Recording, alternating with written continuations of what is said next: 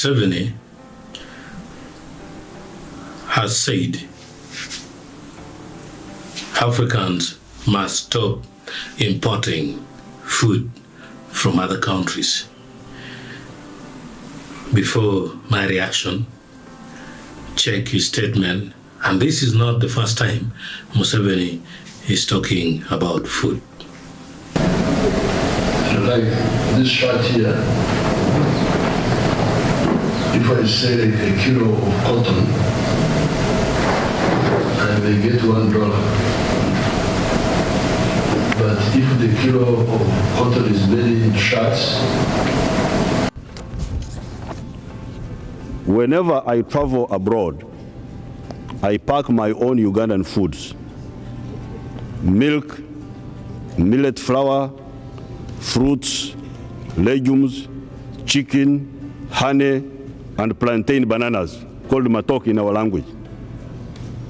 The other day, my pineapple stocks ran out, and my staff bought pineapples from a supermarket in UK when I was coming here.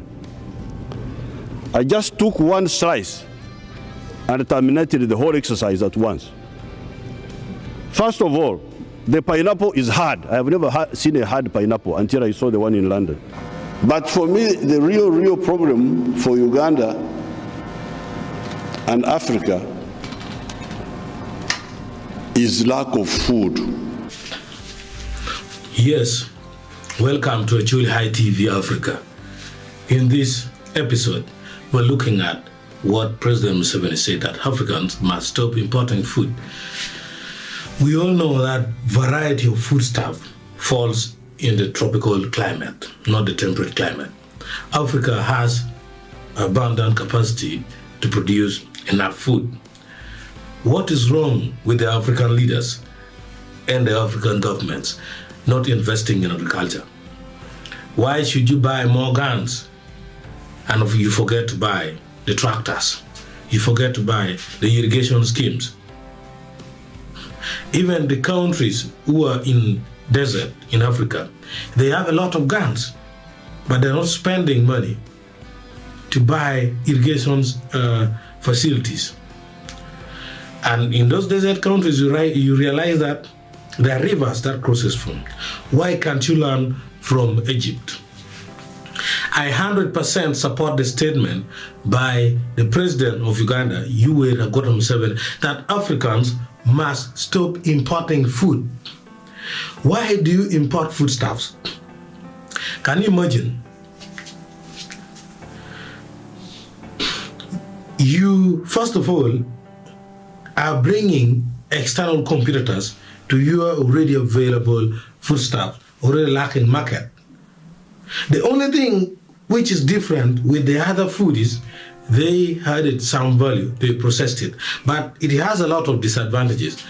First of all, it contains chemical preservative, which may lead to harmful health issues in the body.